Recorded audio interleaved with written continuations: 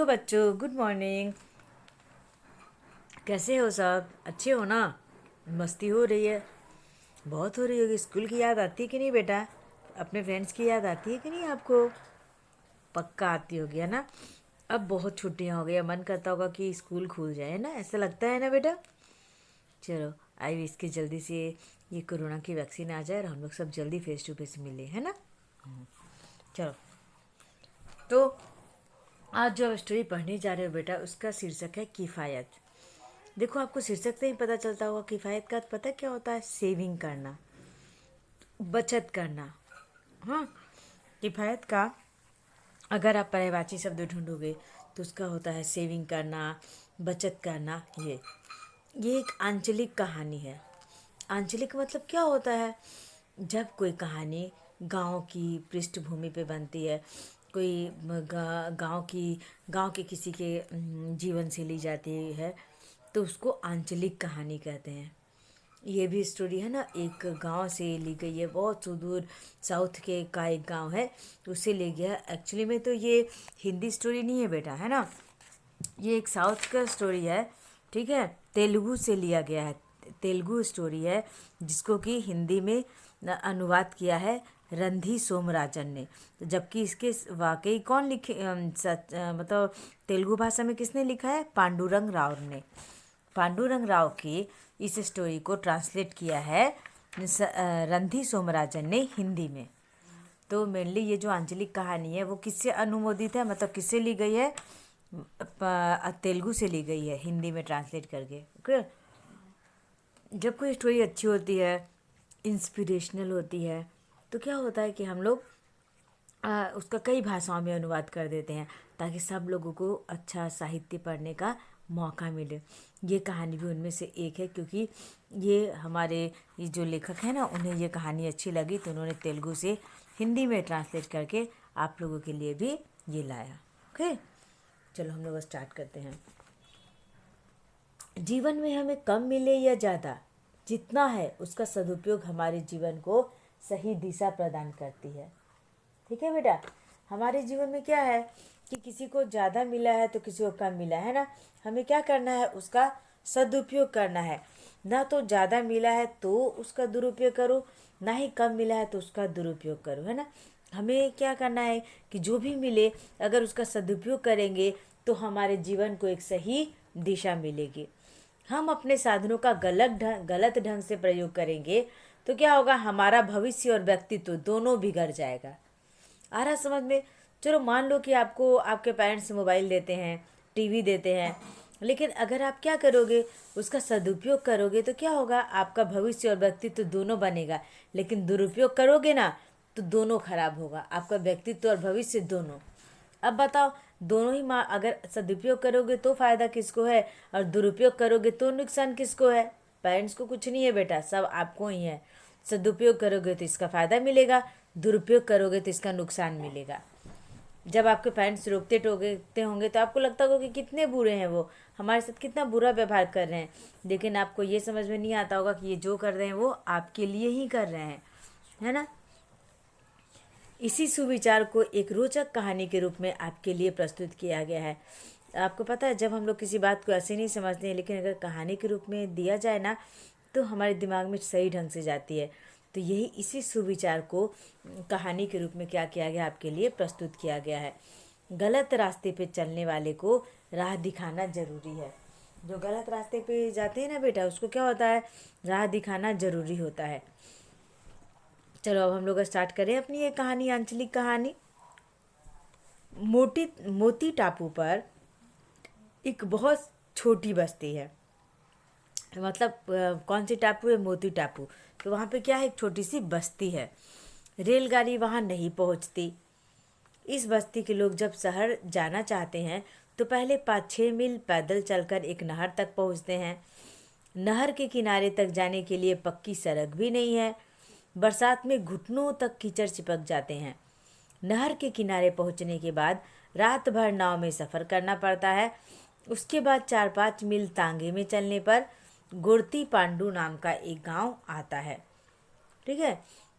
गांव से 40 मील बस में जाने पर शहर आ जाता है। इस शहर से मद्रास महानगर पहुंचने के लिए लगभग 400 मील और जाना पड़ता है। समझ गए कि ये जो मोती टापू के पास जो गांव है का नाम बता रहा है गोरती पाडू गांव, वो कितना दूर है। आप देखो, सबसे बड़ी बात कि वहाँ रेलगाड़ी नहीं पहुँचती है। तो बस्ती के लोग को जब शहर जाना होता है, आपको पता है ना कि गांव में हमारी ज़रूरत की सारी चीज़ें नहीं मिलती है। अगर उससे पास सटा हुआ कोई शहर हो तो अगर हमें बहुत सारी चीज़ें चाहिए जो नहीं मिल रही है तो शहर जाना पड़ता है।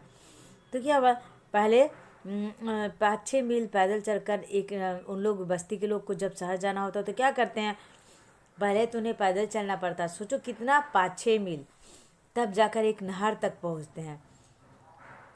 नहर जानते हो ना, कैमल, जैसे नदी है, नदी रिवर बहुत सारे ज़्यादा बड़ी हो तो नदी है, लेकिन वही जो पानी उनी इकट्ठा हो जाए तो जो छोटा तालाब जैसा बन जाता है उसको नहर कहते हैं। हाँ, तो नदी के किनारे तक जाने वाली पक्की सड़क भी नहीं है। ठीक है, मतलब आप जाओ तो आपको एक पक्की सड़क भी नहीं मिलेगी, कच्ची सड़क पे चलना पड़ता है।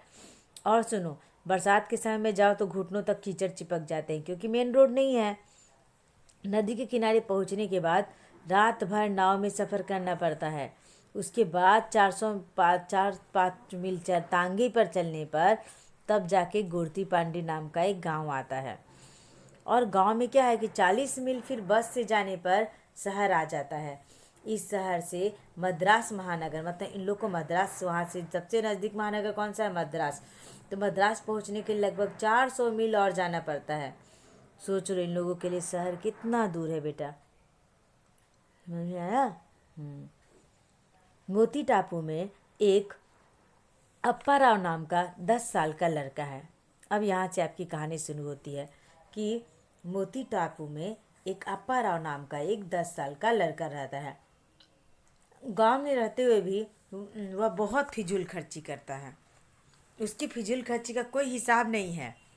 फिजूल खर्ची मतलब बेटा जो बिना मतलब का खर्च हो, जिसका ज़रूरत नहीं हो आप वहाँ पे पैसे खर्च करो तो उसको फजूल खर्ची कहते हैं। तो गांव में अप्पा राव नाम का अगर मैं क्वेश्चन पूछूं कि अप्पा राव किस गांव में रहता था तो आप बोलोगे मोती टापू में गुरती पाडू नाम का गांव था, वहाँ रहता था। अब मैं पूछूंगी कि अप्पा राव कितने साल का था तो आप बोलोगे 10 साल का लड़का था। फिर मैं बोलूँगी कि क्या अप्पा राव बचत करता था तो आप बोलोगे नहीं, अप्पा राव फजूल खर्ची करता था और उसकी फजूल खर्ची का कोई हिसाब नहीं था। उस गांव में एक कॉफ़ी होटल है, अप्पा राव हर रोज़ वहाँ जाता है, इडली डोसे खाता है, वक्त बेवक्त बार बार कॉफ़ी मांगता है। गांव में सस्ती और खाने की चटपटी और नमकीन चीज़ें बेचने वाले फेरी वालों से भी कुछ न कुछ खरीद कर हमेशा खाता रहता है। पड़ोसी गांव में कभी बाजार लगा तो वहाँ भी जाकर खाने की चीज़ों पर जेब खाली कर आता है। तो आपको समझ में आया ना वो किस तरह से फिजूल खर्ची करता है। क्या करता था कि वहाँ पे एक होटल है कॉफ़ी नाम का, अपर और क्या करता कि रोज़ जाता वहाँ पे इडली डोसा खाता। ठीक है, उसके बाद क्या करता, वक्त बेवक्त कॉफ़ी पीता रहता है। उसके बाद गांव में सस्ती और खाने की चटपटी नमकीन चीज़ें अगर बेचने वाला कोई आ जाए ना, फेरी वाला, तो वो भी खरीद कर खाता रहता है। पड़ोसी गांव में अगर बाजार लगे तो वहाँ भी जाकर अपना जेब खाली कर लेता था। इस तरह अपारा बहुत ज़्यादा फजूल खर्ची करता था। ठीक है, अभी तो फजूल खर्ची नहीं करते हो बेटा, बाहर की चीज़ें ज़्यादा नहीं खाते हो ना। मत खाना। अपने मम्मा पापा से आए दिन पिज़्ज़ा बर्गर ये सब की डिमांड तो नहीं करते हो। हाँ, नहीं करते हो ना, मत करना है ना, क्योंकि ये सब फजूल खर्ची है। महीने में एक बार तो चले, लेकिन अगर आप रोज़ रोज़ एक ही काम करोगे, मंगवा के बाहर से खाओगे तो इसको फजूल खर्ची कहते हैं। बार बार जाके पानी पूरी खाते होगे तो बार बार पानी पूरी खाना भी सही बात नहीं है, है ना। सबका एक फिक्स समय होता है कि हम लोग इतने ही खा सकते हैं, उससे ज़्यादा करते हैं तो वो क्या कहलाता है, फजूल खर्ची कहलाता है। ठीक है, तो यही था अप्पा राव, जो कि अपने गांव की तो छोड़ो, पड़ोस में भी मेला लगे तो जाकर खा आता था। ठीक है, अब देखो, यह तो रहा खाने पीने का हाल। अब देखो, इसके अलावे उसके लिए अक्सर कपड़े सिलवाने पड़ते थे। कपड़े संभाल कर रखना वह नहीं जानता था। वह अपने कपड़ों को बहुत गंदा कर लेता था। अपने साथियों से लड़ता झगड़ता और कुश्ती लड़वाकर कपड़े फरवा लेता था। समझ गए बेटा। अब देखो ये खान पान का छोड़ो, अपने कपड़े का भी वही हाल है उसका। क्या करता था कि हमेशा कपड़ा सिलवाना पड़ता था। क्यों? क्योंकि वो कपड़े संभाल के नहीं रखता था। हम कभी कपड़े गंदा कर लेगा तो कभी साथी दोस्ती क्या करेगा, कुश्ती लड़कर कपड़े फरवा लेता था। और सुनो, हर रोज उसकी एक पेंसिल खो जाती थी, किताबें फट जाती थी, नई किताबें खरीदने के लिए शोर मचाने लगता था। वह बिल्कुल नहीं जानता था कि पैसे कैसे आता और कहाँ से आता है। देख लो। समझ गए बेटा। आप भी तो ऐसा नहीं करते हो। अगर आपकी एक पेंसिल है तो आप दूसरी पेंसिल के फिराक में तो नहीं लग जाते हो। खैर अभी तो आप पेन से लिखते हो, तो बेटा जो आपकी पेन है ना उसको संभाल कर रखा करो, है ना। खो जाए तो उसकी फिक्र करो। पराव के जैसा नहीं करना है कि एक पेंसिल खो गई या एक पेन खो गई तो दूसरी ले आए, ठीक है। किताबें क्या करता था, फाड़ देता था और उसके बाद नई किताब लाने के लिए शोर मचाने लगता था। वह बिल्कुल उसे पता ही नहीं चलता था कि पैसे कहाँ से कैसे आते हैं। समझ गए।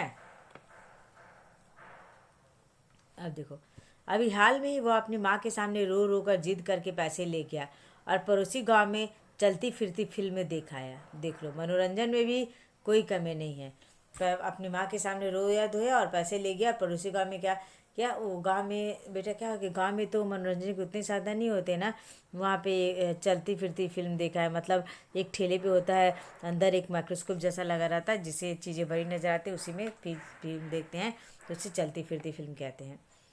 इकलौता बेटा था, इसलिए उसके पिता उसकी इच्छा के खिलाफ जाकर उसे नाराज़ नहीं करना चाहते थे। लेकिन कई बार उन्हें अपने बेटे के समझाने की कोशिश की कि पैसा कितना ज़रूरी चीज़ है, उसे कैसे कमाया जाता है, उसे कितनी किफ़ायत के साथ खर्च करना चाहिए, पैसे के बिना क्या क्या मुसीबतें हो सकती है। वह पिता के सामने ये सारी बातें बड़े ध्यान से सुनने का दिखावा करता था, पर बाहर निकलते ही वह सब कुछ भुला देता था। देखिए बेटा, देखो अब पेरेंट्स क्या करेंगे, बस आपको समझा सकते हैं। मानना नहीं मानना तो आपके ऊपर निर्भर करता है। पेरेंट्स का काम आपका सही रास्ता दिखाना है। अब उस रास्ते पे चलोगे कि नहीं चलोगे ये आप पे डिपेंड करता है। पेरेंट्स को डिसरेस्पेक्ट बातें सुनते हो कि डिसरेस्पेक्ट शो करते हो कि उनकी बातें अमल करते हो। अगर अच्छी बातें मानोगे तो आगे बढ़ोगे, अच्छे अच्छे आदमी बनोगे। अगर डिसरेस्पेक्ट शो करोगे, उनकी बातें नहीं मानोगे, एक कान से सुनकर दूसरी कान से निकाल दोगे, तो अच्छे आदमी नहीं बनोगी।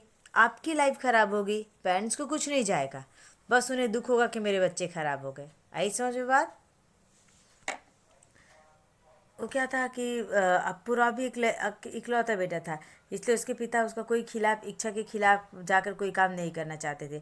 उन्होंने कई बार अपने बेटे को समझाने की कोशिश की कि आपको पता है ना बेटा, आज अगर कोई भी मुसीबत आ जाए तो पैसा कितना इम्पोर्टेंट होता है।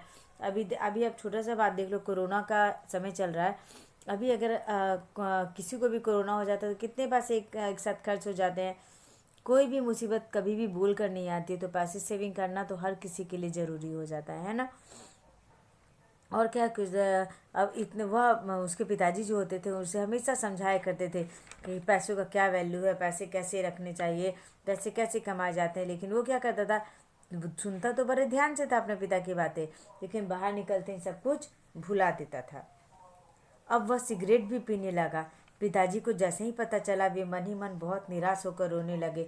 उनको इस बात का बड़ा दुख हुआ कि उनका बेटा बिगड़ता जा रहा है और उसे गलत रास्ते पर से हटाने की जिम्मेदारी उन्हीं पर है। अब देखो, अब क्या हुआ था कि वो सिगरेट भी पीने लगा। पिताजी को जैसे ही पता चला वे बहुत निराश होकर मन रोने लग गए। उन्हें बहुत दुख हुआ। उन्हें पता था कि उनका बेटा बिगड़ता जा रहा है, लेकिन और गलत रास्ते से हटाने की जिम्मेदारी उसकी है, लेकिन वो उसे हटा नहीं पा रहे थे, उसे समझा नहीं पा रहे थे। जानते हो बेटा, पेरेंट्स को सबसे ज़्यादा दुख कब होता है, जब उन्हें पता है कि उसका बच्चा सही रास्ते पे नहीं जा रहा है, गलत रास्ते पे जा रहा है, और वो उसे समझाएं लेकिन उस पर असर ना हो। ऐसी परिस्थिति में पेरेंट्स सबसे ज़्यादा दुखी होते हैं। ठीक है। एक दिन विद्यालय में मास्टर जी के पास जाकर उन्होंने अपने बेटे का सारा हाल सुनाया और कहा, मास्टर साहब, अब उसको सुधारने का काम आपका ही है। यह कहते कहते उन्होंने लंबी सांस ली और लाज और शर्म से उनका सिर नीचा हो गया। अब देखो, अब क्या हुआ कि बेचारे क्या करते हैं उसके पिताजी, तो विद्यालय के एक मास्टर जी थे, टीचर जी थे, उन्होंने उनके पास जाके अपने बेटे का सब हाल बताया। और बोला कि मास्टर जी प्लीज़ उसको सुधारने का जिम्मेदारी अब आपको ही करना पड़ेगा। बेचारे लंबी सांस लेने लगे उसको ये सब बताते बताते, और शर्म और लाज से उनका सिर नीचे हो गया। एक पेरेंट्स के लिए इससे ज़्यादा शर्म की बात क्या होगी कि वो अपने बच्चे को नहीं समझा पा रहा, किसी दूसरे को ये जिम्मेदारी दे रहा। तो प्लीज़ बेटा आप ऐसा कोई काम मत करना कि आपके पेरेंट्स को भी इसी शर्म और लाज का सामना करना पड़े, ठीक है।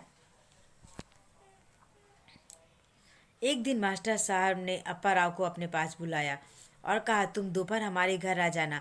अप्पा राव हक्का बक्का हो गया। हाँ, वह सोचने लगा, घबराने लगा कि ना मालूम क्या क्या सवाल पूछेंगे। नया सबक एक बार फिर से पढ़कर याद कर लिया।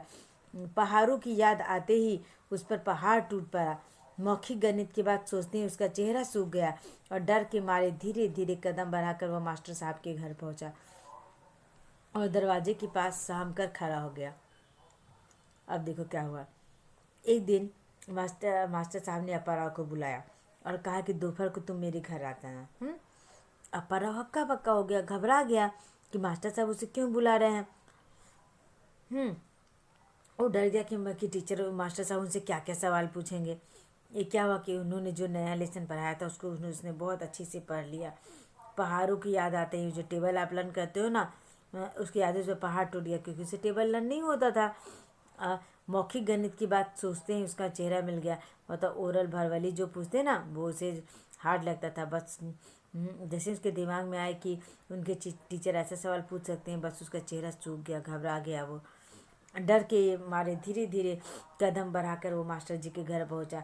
बेचारा मास्टर जी के यहाँ कैसे आ रहा था, धीरे धीरे जा रहा था और दरवाजे के पास सहम कर खड़ा हो गया। अप्पा राव को दरवाजे के बाहर देखते ही मास्टर साहब ने बड़े प्यार से अंदर बुलाते हुए कहा, आ जाओ बेटा, आ जाओ, बाहर क्यों खड़े हो। अप्पा राव की जान में जान आ गई। अब तक जो दिल धड़क रहा था वह जरा संभल कर मास्टर जी संभल गया। मास्टर जी ने उसको चटाई पे अपने पास बैठा लिया। क्यों बेटा, परीक्षा नज़दीक आ रही है ना, खूब तैयारी हो रही है, मास्टर साहब ने पूछा। अब देखो अप्पा राव क्या हुआ, दरवाजे के बाहर खड़ा था तो मास्टर साहब ने उसे अंदर से बुलाया और बहुत प्यार से पूछा कि क्या अप्पा राव, परीक्षा आपकी नज़दीक आ गई है, खूब तैयारी चल रही है ना। मास्टर जी ने ऐसे अप्पा राव से पूछा। अप्पा राव ने हाथ में सिर तो हिलाया पर उसका दिल घबरा रहा था कि ना मालूम अब क्या पूछ बैठे। लेकिन मास्टर साहब ने उससे कुछ नहीं पूछा। उन्होंने अखबार हाथ में लेकर पढ़ना शुरू कर दिया। इधर अप्पा राव तो घबरा रहा था कि पता नहीं मास्टर साहब उससे क्या क्या पूछने लगेंगे। लेकिन क्या हुआ कि मास्टर साहब ने उनसे कुछ नहीं पूछा, बस उन्होंने क्या किया कि अखबार लेकर देखने लग गए। ठीक है। अब क्या हुआ कि अखबार के पीछे एक बहुत बड़ी और अजीब तस्वीर थी। उसमें चंद्रमा की तरह उड़ने वाला एक चंद्रयान था।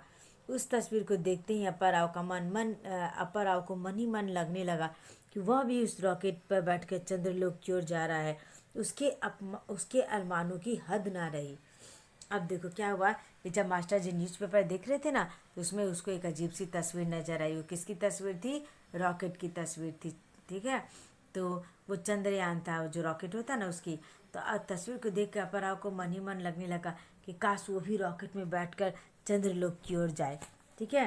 उसके अरमान की हद ना रही। ये क्या हुआ कि इतने छोटे गांव में रहकर इतना बड़ा सपना देखना, तो ये क्या था, अरमानों की हद ना रही। मतलब उसके सीमा से वो बाहर था, फिर भी वो ऐसा सपने देख रहा था। अप्पा राव ने सहमे सहमे मास्टर साहब की ओर देखा। ठीक उसी समय मास्टर साहब की नज़रें भी उस पर पड़ी। वह कुछ पूछना चाहता था लेकिन हिचक रहा था। मास्टर साहब ने यह समझ कर कहा, क्या कुछ पूछना चाहते हो। अब क्या हुआ कि अप्पा राव ने सहमे सहमे मतलब डरते डरते मास्टर साहब की ओर देखा। ठीक उसी समय क्या हुआ कि मास्टर साहब की नज़रें भी उस पर पड़ी। वह कुछ पूछना चाहता था लेकिन क्या रहा था, वो मास्टर साहब से डर रहा था। तो मास्टर साहब भी समझ गए। उन्होंने कहा, क्या हुआ अप्पा राव, कुछ पूछना चाहते हो, पूछो। सर, क्या चंद्रमा पर पहुंच सकते हैं? संकोच के साथ अप्पा राव ने पूछा। उसके मन में तो सवाल उठ रहे थे बहुत सारे। तो उन्होंने पूछा कि सर, क्या चंद्रमा पे हम लोग पहुंच सकते हैं? संकोच मतलब थोड़ा घबराहट कि पूछूं कि ना पूछूं वाला भाव था उसके पूछने में। पूछते पूछते उसके चेहरे पर भोली भाली हंसी फैल गई। उसके आंखें तारे की तरह चमकने लगे। अब क्या हो गया, सवाल पूछते पूछते क्या उनके भोले चेहरे पे बहुत हंसी सी आ गई और उसकी आंखें तारों की तरह चमक उठी। क्या हुआ, कहीं यह तस्वीर तो नहीं देखी? इसे कहते हैं रॉकेट। मास्टर जी ने पूछा कि क्या तुम यही तस्वीर देख रहे हो? इसे रॉकेट कहते हैं। इसको अमेरिका में तैयार किया जा रहा है। यह हमें चंद्रमा पर ले जा सकता है, मास्टर साहब ने बताया। मास्टर साहब ने क्या बताया कि जो तुम तस्वीर देख रहे हो वो रॉकेट है। ये कहाँ तैयार किया जा रहा है? अमेरिका में। ये हमें कहाँ लेके जाएगा? चंद्रमा पे लेके जाएगा, मास्टर साहब ने उसे समझाया। अप्पा राव के मन में तरह तरह के भाव उठने लगे। तो फिर इस रॉकेट में सवार होने के लिए हमें अमेरिका जाना होगा? तब अब तो उसे ये मन में आ गया कि जा भी तो मैं सोच रहा था कि मैं इसमें बैठूंगा, अब तो इस रॉकेट में बैठने के लिए तो अमेरिका जाना पड़ेगा। तो अमेरिका कहाँ है मास्टर? तो मास्टर जी ने कहा, हाँ बेटा, अमेरिका कहाँ है मास्टर साहब? अगर लंदन होते हुए यहाँ से लगभग 10,000 मील दूर है बेटा। अगर लंदन होते हुए जाएं तो यहाँ से लगभग 10,000 मील दूर है बेटा। मास्टर जी ने कहा, क्या कहा? कि अगर अमेरिका लंदन होते हुए जाएंगे तो यहाँ से मतलब उस गांव से बेटा 10,000 मील दूर है। आप समझ रहे हो ना, 1,000 छोड़ो, 10,000 मील दूर है। हवाई जहाज से 3-4 दिन में वहां तक पहुंच सकते हैं और समुद्री जहाज से लगभग 25 दिन।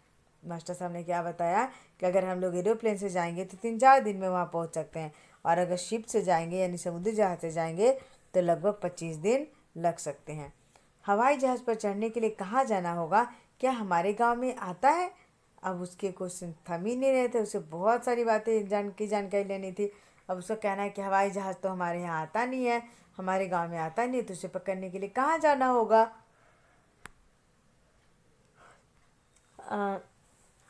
वह यहाँ नहीं रुकता है। बड़े बड़े शहरों में हवाई अड्डे होते हैं, जैसे बम्बई, मद्रास जाना होगा। इसके लिए बहुत सारा पैसा चाहिए बेटा। आपको पता है ना कि हर जगह तो हवाई अड्डे होते नहीं है ना। तो आपको क्या, जहाँ जहाँ बड़े शहर होते हैं वहीं पे हवाई अड्डे होते हैं ना बेटा। तो उसके गांव में तो होता नहीं। तो मास्टर जी ने बताया, एयरपोर्ट हर जगह, हवाई अड्डा यानी एयरपोर्ट हर जगह नहीं होते, बड़े बड़े शहरों में होते हैं। सर कितना पैसा इसके लिए तुम्हें बहुत सारा पैसा चाहिए। सर कितना पैसा लगेगा? अप्पाराव कुछ उतावला हो गया। अप्पाराव ने पूछा कि कितना पैसा लगेगा मास्टर साहब हमें वहाँ जाने के लिए? बहुत पैसा लगेगा बेटा, किफ़ायत से पैसा बचाए जाएं तब जाकर हमें कुछ ऐसी अजीब चीज़ें पाएंगे।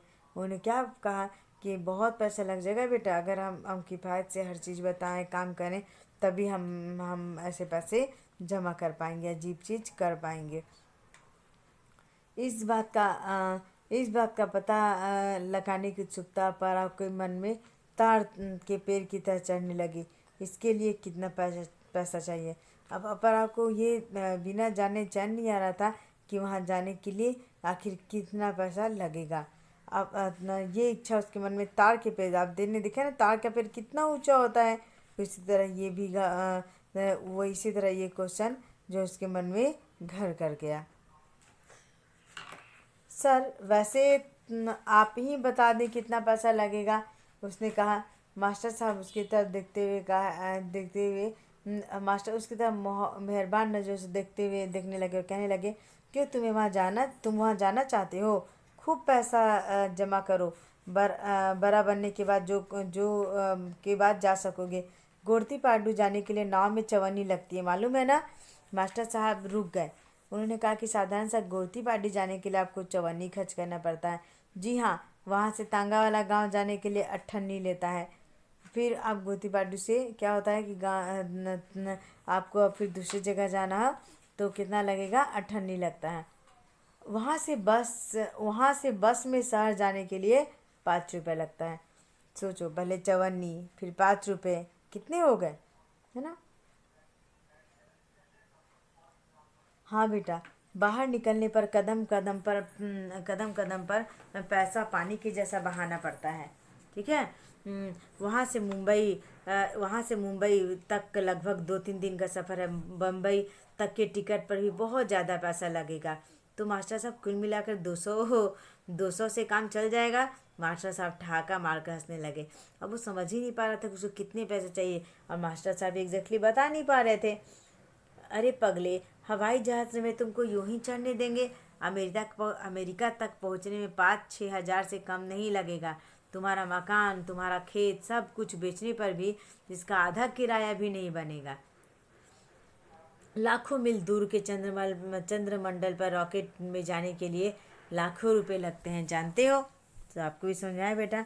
वो तो जाने का खर्चा अलग और सिंपल सा। और उस समय जब ये कहानी लिखी गई थी, अब तो और बढ़ गया होगा। मतलब रॉकेट में जाने के लिए, चंद्रमा पे जाने के लिए कितना लग जाएगा? कम से कम लाखों रुपए लगते हैं, जानते हो? बाप रे बाप, इतना पैसा लगेगा! निराशा से अप्पा राव का सिर चकराने लगा। तो वो बेचारा अब तो सोचा कि अब तो ये मेरे बस की बात नहीं। जब मास्टर जी ने बोला लाखों रुपए की बातें कह दी, तब वो बेचारा आश्चर्य हो गया, बोला ये तो मेरे बस की बातें नहीं है। हाँ बेटा, इतना सारा पैसा हमारे पास हो तभी हम ये सब चमत्कार देख सकते हैं, लेकिन एक दूसरा रास्ता भी है। मास्टर जी ने कहा अगर हमारे पास पैसे हो तभी ये सब काम हो सकता है, चमत्कार वाला काम नहीं तो नहीं हो सकता है। फिर उन्होंने कहा कि मेरे पास दूसरा रास्ता भी है। तो उन्होंने बोला दूसरा रास्ता क्या है? तो बोला कि अपारा बहुत अचंभा हुआ, पर उसके मन में आशा के फूल खिल उठे। उसे आश्चर्य हुआ, लेकिन वो खुश हो गया कि चलो कोई और तो रास्ता है। तुम अच्छी तरह पढ़ लिख कर विज्ञान की ऊंची ऊंची शिक्षा पाकर डिग्रियां हासिल करो तो हमारी सरकार अपने खर्च से तुमको चंद्रोक में भेज सकती है। आपको जानते हो ना, स्कॉलरशिप भी बहुत सारे बच्चों को मिलती है। जो बच्चे अच्छा करते हैं जिस क्षेत्र में, उन्हें आगे बढ़ने के लिए सरकार की तरफ से पैसा दी जाती है ना। तो मास्टर जी ने कहा कि तुम साइंस की ऊंची ऊंची डिग्रियां हासिल करो, फिर हमारी सरकार क्या करेगी? अपने पैसे से तुम्हें चंद्रलोक पर भेज सकती है। लेकिन ऊंची शिक्षा पाना इतना आसान नहीं है, उसके लिए बहुत सारा पैसा चाहिए। देखो, देखा पैसा कितनी बड़ी चीज़ है। पैसे के बिना कोई काम नहीं हो सकता है बेटा। आई ना समझ बात? आप सपना देखो, लेकिन सपना पूरा करने के लिए आपकी मेहनत जुनून के साथ साथ पैसे भी चाहिए। और पैसे कब होंगे? जब आप किफ़ायत से खर्च करोगे, सेविंग करोगे, है ना। अप्पा राव ने सिर झुका लिया और सोचने लगा। हाँ बेटा, तुम अपने पिताजी से कहो कि वह पैसा जमा करें, फजूल खर्ची ना करें। फिर फिजूल खर्ची अगर करें तो उनको समझा दिया करो। तुम्हारे लिए और तुम्हारे भलाई के लिए उनको अपनी फिजूल खर्ची कम करनी होगी। वैसे तो तुम्हारे पिताजी को मैं जानता हूँ, ऐसी कोई फिजूल खर्ची करने वाले नहीं हैं। देखो मास्टर जी उसको कैसे समझा रहे हैं, बता रहे हैं कि पिताजी से कहो कि पैसा जमा करें, फिजूल खर्ची ना करे। अगर करे तो आप समझा दो। जबकि उसके पिताजी तो फिजूल खर्ची करते ही नहीं थे, फिजूल खर्ची तो वो खुद करता था। ऐसे मैं तुम्हारे पिताजी को जानता हूँ, ऐसी फिजूल खर्ची करने वाले नहीं हैं। अप्पा राव का सिर झुका ही रहा। अंदर ही अंदर वो शर्म के मारे अपने आप को समेटते रहा। इतने मास्टर जी की इतनी सारी बातें सुनकर अप्पा राव एकदम शर्मा गया। उसका सिर, उसके जो सिर था ना बेटा, नीचे ही झुक गया। वो उठा नहीं पा रहा, तब शर्म के मारे अपने अपने आप को वो समेटा जा रहा था। अप्पा राव का सिर झुका ही रहा। अंदर शर्म के मारे वो अपने आप को समेटे रहा। अब उसके सामने रॉकेट या चंद्रलोक नहीं था। उसकी जगह अपने फटे कपड़े, खाने पीने की चीज़ें, कागज़, किताबें, पेंसिलें आदि दिखाई दे रही थी, जिसे वह फिजूल खर्ची में रखता था, है ना। वो दिखते ना, खाने पीने में कितना खर्च करता था, किताबें फाड़ देता था, पेंसिल खो लेता था, फिर नई नई डिमांड करता था। ये सब उसकी आंखों के सामने आने लगी, ठीक है। अब उस दिन से क्या हुआ कि उसकी सारी बातें, मास्टर जी की सारी बातें समझ में आने लगी, पैसे का मोल समझ में आने लगा। और उस दिन क्या हुआ कि जो मोती टापू है ना, वहाँ पे एक नया मोती क्या हुआ कि चमक उठा। वो मोती कौन था? वो मोती कौन था बताओ? अप्पा राव का मोती था, जिसे मास्टर साहब ने समझा बुझाकर मोती की तरह चमका दिया था। आई समझ में बात बेटा? इस कहानी को आपके सामने क्यों लाया गया? ताकि आप भी फजूल खर्ची से बचें, आप भी पैसे जमा करें, ताकि आपको भविष्य में काम लगे। आपको पता है ना, आज पढ़ाई लिखाई में आजकल कितने कितने पैसे खर्च हो जाते हैं। एक साधारण से ट्यूशन फी का ईयरली ही लाख रुपए लग जाते हैं। तो आप सोचिए आपके मम्मी पापा को कितना सेविंग करना पड़ेगा आपको अच्छा से पढ़ाई लिखाई करवाने के लिए, है ना। आपको भी सेविंग करने में अपनी मम्मी पापा की मदद करनी चाहिए और अननेसेसरी डिमांड नहीं करना चाहिए कभी भी, ठीक है बेटा। अब देखो, अब हम लोग इसके हार्डवर्ड से बोल लेते हैं। किफ़ायत मतलब होता है बचत करना, ठीक है। नेक्स्ट है इकलौता, मतलब अकेला।